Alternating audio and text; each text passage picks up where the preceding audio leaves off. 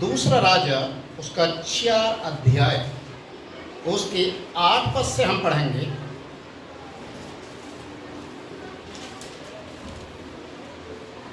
एक दिन की बात है कि एलीशा शूनेम को गया, जहाँ एक कुलीन स्त्री थी, और उसने उसे रोटी खाने के लिए विनती करके विवश किया।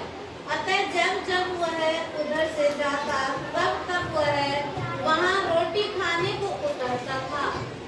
उस स्त्री ने अपने पति से कहा, सुन, यह जो बार बार हमारे यहाँ से होकर जाया करता है, वह मुझे परमेश्वर का कोई पवित्र भक्त जान पड़ता है।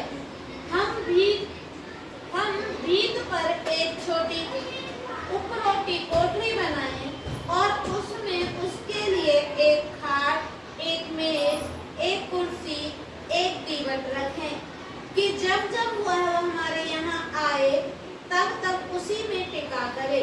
ठीक, आज हम लोग यहाँ पर परमेश्वर के वचन से एक सुनेम स्त्री, सुनेम वासी एक स्त्री है, और बाइबल में लिखा है प्रभु का जन एलीशा जब कभी भी उस सुनेम जो नगर से वहाँ से गुजर कर जब जाता था प्रभु के कार्य के लिए, प्रभु की सेवकाई के लिए, तो ये स्त्री हमेशा एलीशा को देखती, और देखने के बाद उसके मन के अंदर एक ऐसी भावना जागती। उसको देखने के बाद ऐसा लगता था कि ये कोई साधारण व्यक्ति नहीं है, ये परमेश्वर का कोई चुना हुआ जन मुझे मालूम चलता है। और जब वो वहाँ से निकल कर जाता और उसके घर के सामने से वापस आता था, तो कई बार इस स्त्री ने उस प्रभु के जन एलीशा को देखा और उसे अपने घर में पानी पिलाने के लिए उसे रोका। और बाइबल में लिखा ये लगातार होते रहा। कभी उसको पानी पिलाती थी तो कभी खाना भी खिलाना शुरू किया। और एक दिन ये सुनेमवासी स्त्री अपने पति से बातचीत करती है और क्या कहती है कि सुनो जी, ये जो प्रभु का जन हमारे घर के सामने से निकल कर जाता है, हम इसको पानी भी देते हैं, कई बार खाना भी दे देते हैं, क्यों ना इसके लिए हम अपने घर के अंदर, घर के ऊपरी कोठरी में एक छोटा सा घर बनाएं, एक रूम बनाएं, और उसके अंदर एक बिस्तर लगाएं, दीवट भी रखें, एक कुर्सी और मेज रखें, ताकि कभी भी जब ये आए और देर सवेर आए तो यहाँ पर ये रात में रुक जाए। देखिए यहाँ पर ये स्त्री, इसके अंदर ये भावना कैसे जागी, कैसे उसको मालूम चला ये मुझे परमेश्वर का जन मालूम चलता है, ये परमेश्वर का पवित्र जन मुझे मालूम चलता है। और इसलिए उसने पानी से आरंभ किया, खाने तक आई, और खाने के बाद उसने प्रभु के जन के लिए अपने घर के ऊपर एक घर और बनाया। उस घर के अंदर जो प्रभु के जन की जरूरत थी उसके अनुसार उसके लिए एक बिस्तर, चारपाई का इंतजाम किया, टेबल, कुर्सी और दीवट, ये सारी चीजें जो उस समय जरूरत की चीज थी, वो सारी चीजों को अपने पति के कहने के अनुसार उन्होंने मेहनत किया, पैसा खर्चा किया और परमेश्वर के जन के लिए बनाकर उसके लिए दे दिया। और परमेश्वर के वचन में यहाँ पर लिखा है, जैसा हमने पढ़ा है दूसरा राजा उसका 4 अध्याय 8वें पद से 10 तक हमने पढ़ा। इसके 11वें पद से जब आप पढ़ेंगे तो लिखा, एक दिन की बात है कि वह वहाँ जाकर उस उपरोटी कोठरी में टिका और उसमें लेट गया, और उसने अपने सेवक गेहजी से कहा, उस सुनेमिन को बुला लो। उसके बुलाने से वह उसके सामने खड़ी हुई। तब उसने गेहजी से कहा, इससे कहे कि तूने हमारे लिए ऐसी बड़ी चिंता की है, तो तेरे लिए क्या किया जाए? क्या तेरी चर्चा राजा से या प्रधान सेनापति से की जाए? उसने उत्तर दिया, मैं तो अपने ही लोगों में रहती हूँ। फिर उसने कहा, तो इसके लिए क्या किया जाए? गेहजी ने उत्तर दिया, निश्चय उसके कोई लड़का नहीं और उसका पति बूढ़ा है। उसने कहा, उसे बुला ले। और जब उसने उसे बुलाया तब वह द्वार पर खड़ी हुई। तब उसने कहा, बसंत ऋतु में दिन पूरे होने पर तू एक बेटा छाती से लगाएगी। स्त्री ने कहा, हे मेरे प्रभु, हे परमेश्वर के भक्त, ऐसा नहीं, अपनी दासी को धोखा न दे। स्त्री को गर्भ रहा और बसंत ऋतु का जो समय एलिशा ने उससे कहा था, उसी समय जब दिन पूरे हुए तब उसके पुत्र उत्पन्न हुआ। Hallelujah, hallelujah. देखिए यहाँ पर परमेश्वर के जन के लिए, परमेश्वर के दास के लिए उसने अपना हाथ बढ़ाया। आज आपको मालूम है चर्च के अंदर विश्वासी लोग क्यों आशीष नहीं पाते? क्योंकि कहीं ना कहीं वो अपना खुद का स्वार्थ देखते हैं। मेरा है, मैं क्यों दूं? मेरी जरूरत पूरी होनी चाहिए, सामने की हो या ना हो ना। पर इस सुनेमिन वासी स्त्री को किस चीज का लालच पड़ा था? देखिए, उसने कर्म किया, उसने हाथ बढ़ाया, उसने पानी दिया, खाना दिया, अपनी खर्ची में परमेश्वर के दास के लिए अपने ही घर के ऊपर एक घर बना कर दिया। परमेश्वर के दास से उसने कुछ लिया नहीं, बल्कि उसको दिया और ये सोच कर दिया कि मेरा जो कर्म है, जो मैं कर रही हूं प्रभु के जन के लिए, प्रभु के दास के लिए, कहीं ना कहीं इसका प्रतिफल मुझे परमेश्वर जरूर से देगा। और ये एक पक्का एक निर्णय उसने लिया और अपने पति से भी बातचीत की और उसके पति ने भी उसका पूरा पूरा सहयोग दिया। पर कई बार क्या होता है मालूम है, घर परिवार के अंदर अगर परमेश्वर के राज्य के लिए, परमेश्वर के कार्य के लिए, चर्च के लिए कुछ देने की जब बात होती है तो घर के लोग ही उसका विरोध करते हैं। क्या फायदा देने से? क्यों देना है? इतना क्यों देना है? कम देने से भी काम चल जाएगा, नहीं देंगे तो कौन सा चर्च बंद हो जाएगा, प्रभु का जन कौन सा भूखा मरना शुरू करेगा? रहने दो, और भी तो लोग हैं, वो तो देते होंगे, हमें क्या जरूरत है? और इस तरीके का एक विचार आज बहुत से लोगों के मन के अंदर, दिल दिमाग में रहता है। इसी कारण वो जैसे सुनेम वासी स्त्री पहले जिस कंडीशन में थी बिना संतान के, वैसा ही वो स्त्री बिना फल के दिखाई देना शायद बाद में भी शुरू हो सकती थी, पर उसने ऐसा नहीं किया।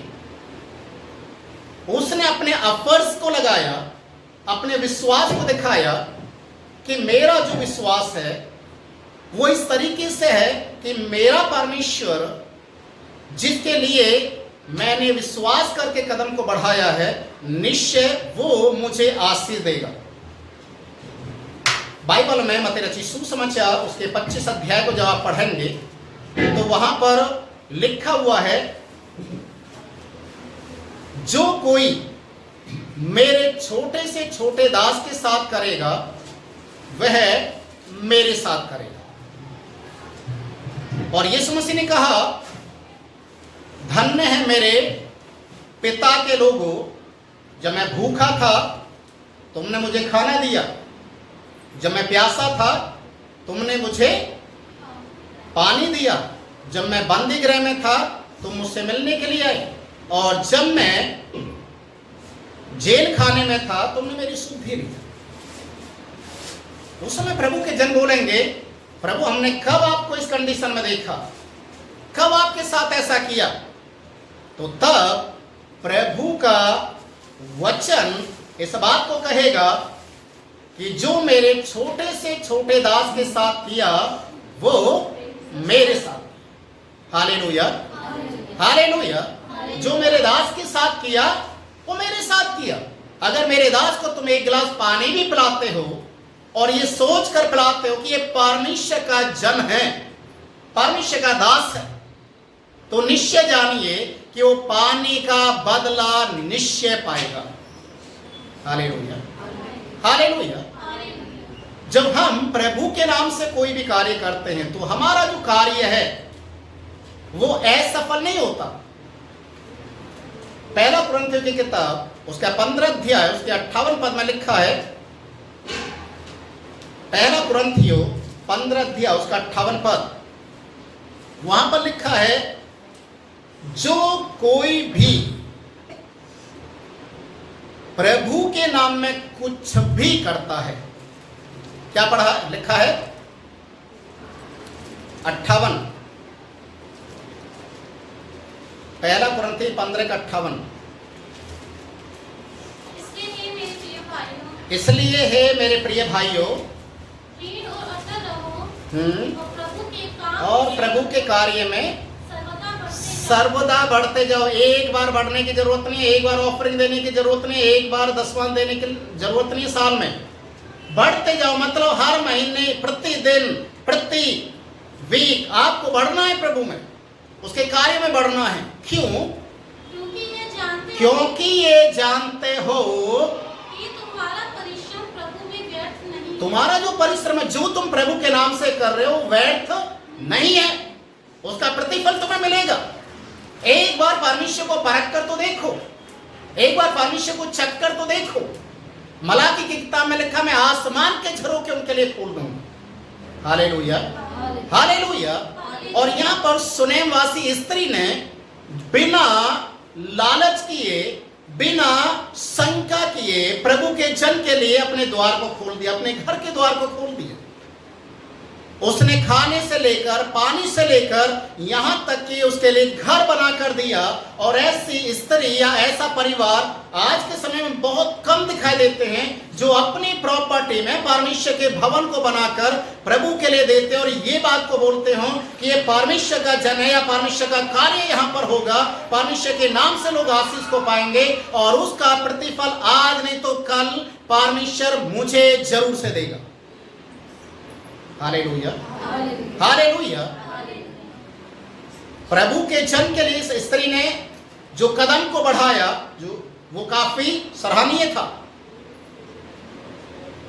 परमेश्वर का दास अपने सेवक से बातचीत करता गेहजी से और क्या कहता मालूम है, इस स्त्री ने जो हमारे लिए किया है, जो उसने हमारे लिए चिंता की है, हमारे लिए घर बनाया है, वो काबिले तारीफ है।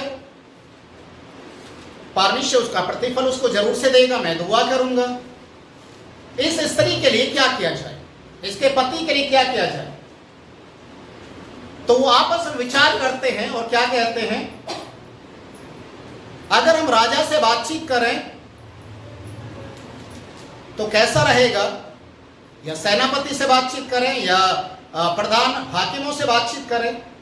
तो इस स्त्री ने कहा, स्वामी हम अपने घर में ही, अपने परिवार में ठीक है, हमें बड़ा ओहदे की जरूरत नहीं है। क्योंकि उस समय चाहे एलिया का समय हो, चाहे एलीसा का समय हो, चाहे सैमुएल का समय हो, ये उस समय के भविष्यवक्ता हैं, चाहे नातान नबी हो, ये राजा लोगों को सलाह देने वाले लोग थे और राजा बिना इनकी इच्छा के या बिना इनसे सलाह लिए कोई भी काम नहीं करते थे। तो उस समय परमेश्वर के जन का इतना ज्यादा आदर सम्मान होता था कि राजा लोग भी घुटने टेक कर उनके सामने बैठते थे और पूछते थे, आप बताइए हम क्या करें। और उस समय एलीसा अगर इस स्त्री के लिए, इसके आदमी के लिए कहता, राजा के राजमहल में इनको नौकरी दी जाए या बड़ी पदवी दी जाए तो इनको मिल सकता था। और इस स्त्री ने बोला, हमें कुछ नहीं चाहिए, हमें कुछ नहीं चाहिए। तो उसके बाद एलीशा कहता, जो आपने हमारे लिए भलाई की है उसका प्रतिफल तो परमेश्वर देगा।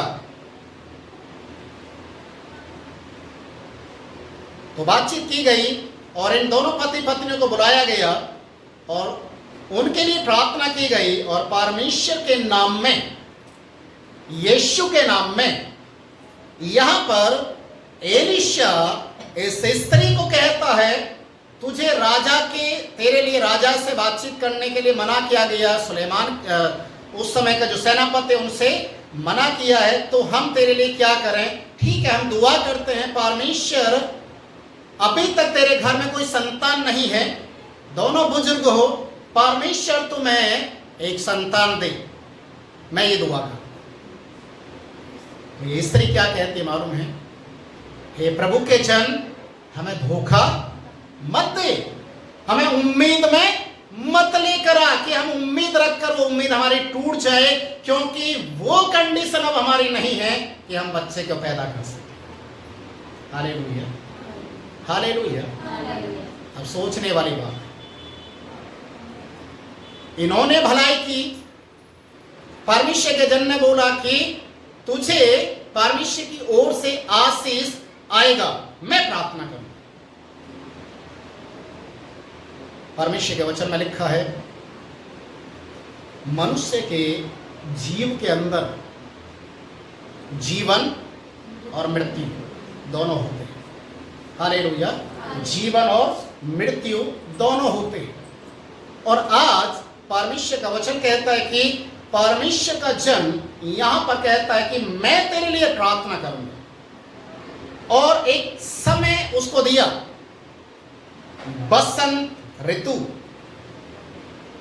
अगले वर्ष की वसंत ऋतु तक परमेश्वर तुझे एक संतान देगा और तू उसे अपनी छाती से लगाएगा। Hallelujah, hallelujah. परमेश्वर के नाम को धन्यवाद हो। जब हम परमेश्वर के नाम में कोई भी काम करते हैं, परमेश्वर के नाम में अपने कदम को बढ़ाते हैं, याद रखिए, मैंने अपने जीवन के अंदर एक चीज को मैंने महसूस किया है, और हमेशा मैं इन्हीं बातों को, इन्हीं सिद्धांतों को लेकर मैं चलता हूँ, सिखाता हूँ लोगों को।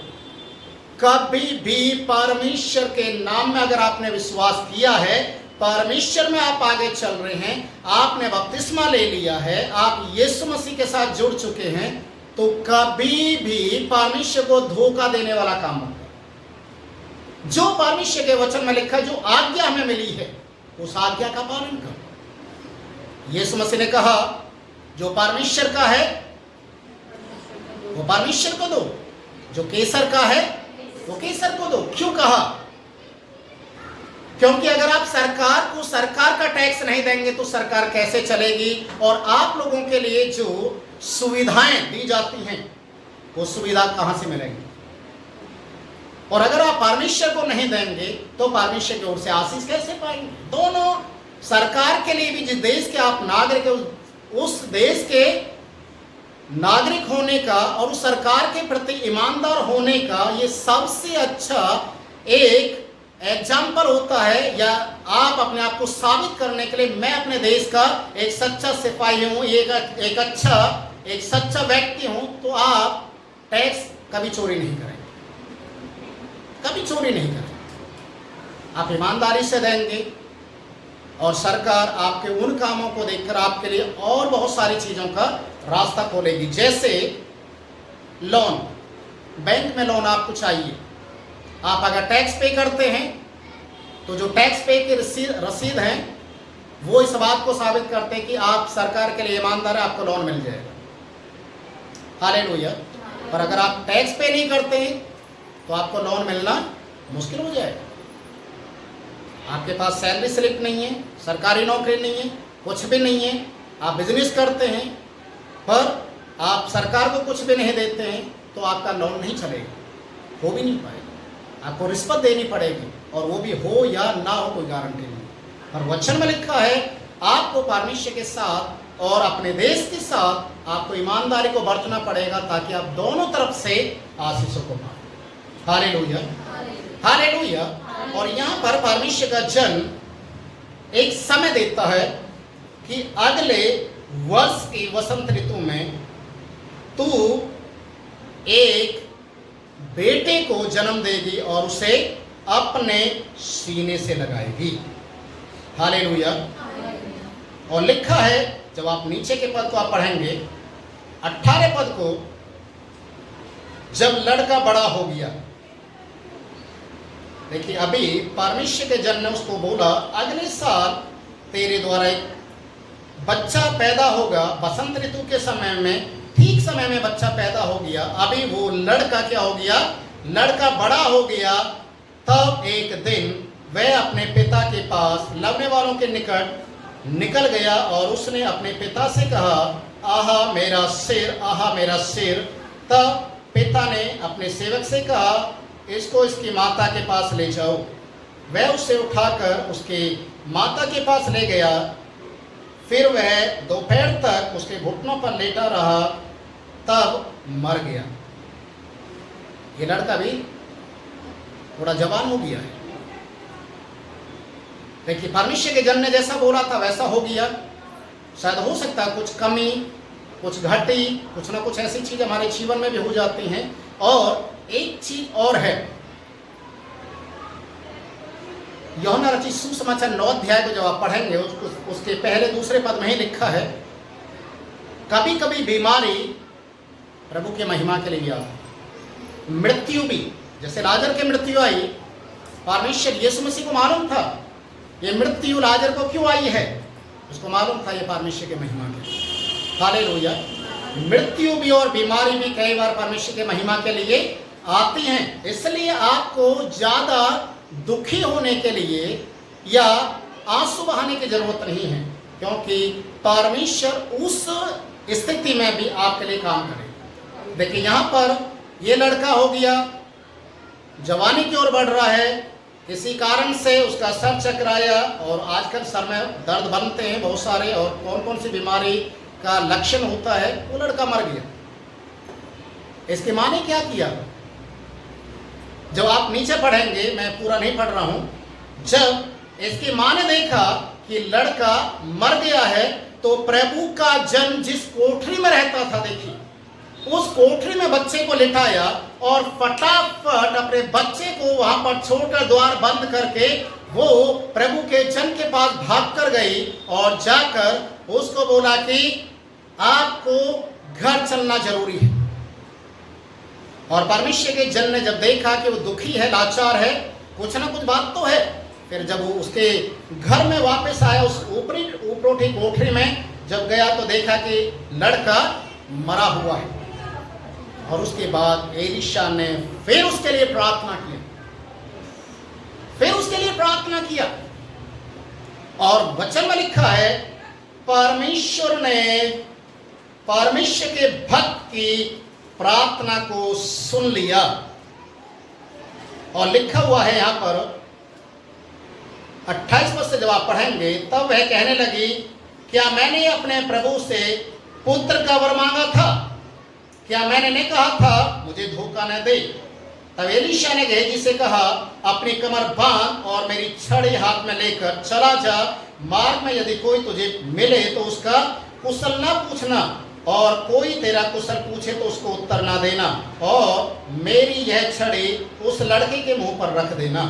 तब लड़के की मां ने एलीशा से कहा, यहोवा के और तेरे जीवन की शपथ मैं तुझे ना छोड़ूंगी। इसलिए वह उठकर उसके पीछे पीछे चला। उसने पहले पहुंचकर गेहजी ने छड़ी को उस लड़के के मुंह पर रखा, परंतु कोई शब्द ना सुन पड़ा। और उसके बाद जब एलीशा घर में आया, इसके 32 पद में लिखा है, जब एलीशा घर में आया तब क्या देखा कि लड़का मरा हुआ उसकी खाट पर पड़ा है। तब उसने अकेले भीतर जाकर द्वार बंद किया और यहोवा से प्रार्थना की। Hallelujah, hallelujah. तब द्वार बंद किया और यहोवा से प्रार्थना की। और इसके 34 पद में लिखा है, तब वह उसे छोड़कर घर में इधर उधर टहलने लगा और फिर चढ़कर उस लड़के पर पसर गया। तब लड़के ने 7 बार छींका और अपनी आंखें खोली। तब एलीशा ने गेहजी को बुलाकर कहा, सुनैमिन को बुला ले। तब उसके बुलाने से वह उसके पास आई। तब उसने कहा, अपने बेटे को उठा ले। वह भीतर गई और उसके पैरों पर गिर भूमि पर झुककर दंडवत किया, अपने बेटे को उठाकर निकल गई। हालेलुया। परमेश्वर अगर किसी को कुछ देता है तो ऐसे आसानी से उसको नहीं देता। और यहां पर सुनैमिन स्त्री का हम देखते हैं, उसका परमेश्वर के जन के ऊपर विश्वास करना परमेश्वर के नाम में विश्वास करना। देखिए, एक बार एलिया ने भी एक सारपत नगर की विधवा औरत से कहा, मुझे खाने के लिए एक रोटी दे दे।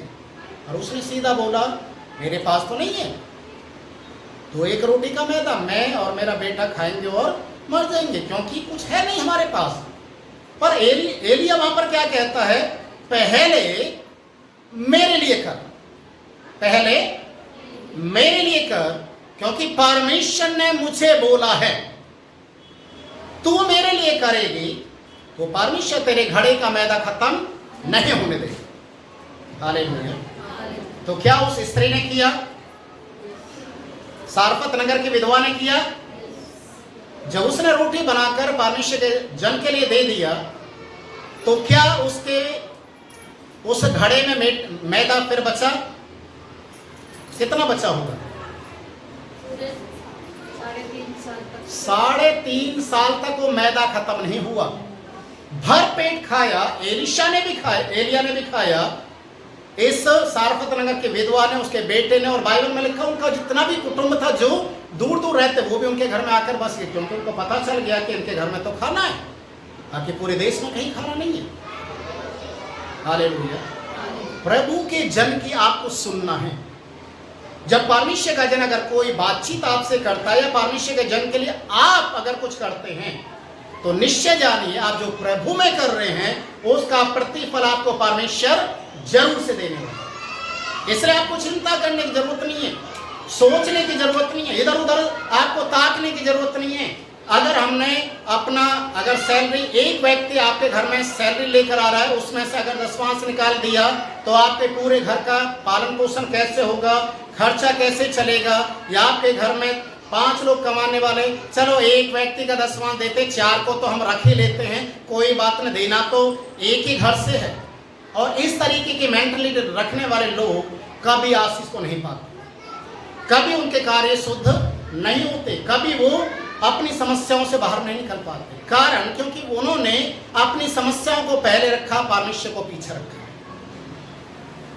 मत्ती रचित सुसमाचार 6:10 के 33 पद में क्या लिखा है? पहले परमेश्वर के राज्य की खोज करो, पहले परमेश्वर को देखो, पहले परमेश्वर की ओर आपको ध्यान करना पड़ेगा। परमेश्वर क्या कहता है, परमेश्वर का वचन क्या कहता है, तब परमेश्वर तेरी सारी जरूरतों को। हालेलुया। ये परमेश्वर का वचन है, ये किसी इंसान के द्वारा लिखा हुआ नहीं है, ये परमेश्वर की आत्मा से प्रेरित होकर प्रभु के लोगों ने लिखा है कि इसकी बातें सत्य हैं। जो परमेश्वर आज से 4000 साल पहले, 6000 साल पहले, 2000 साल पहले जो कार्य किया, आज भी वो करता है, आज भी वो करता है। पर हमारा विश्वास कैसा है? हमारा विश्वास जैसा होगा वैसा हमारे लिए हो जाएगा। क्या आज हम सुनेमिन एक स्त्री के समान जैसा उसका विश्वास था प्रभु के जन के लिए, चाय के लिए, पानी के लिए, खाने के लिए, यहाँ तक कि अपने घर के अंदर अपनी प्रॉपर्टी में प्रभु के जन के लिए एक घर बनाने के लिए इतना बड़ा जिगर आज लोगों के पास नहीं है। पर हो भी सकता है अगर प्रार्थना करने वाले लोग हैं, परमेश्वर का भय मानने वाले लोग हैं, तो इस सुनेमिन स्त्री से भी बढ़कर लोग काम आज भी करते हैं प्रभु के लिए, आज भी दान देते हैं और ये सोचकर भी देते हैं कि हम जो दे रहे हैं आज नहीं तो कल इसका प्रतिफल परमेश्वर देगा। हालेलुया। इसलिए याकूब की किताब में लिखा है कर्म और विश्वास, ये दोनों साथ साथ में होने जरूरी है। कर्म के बिना विश्वास मरा हुआ है और विश्वास के बिना कर्म मरा हुआ है।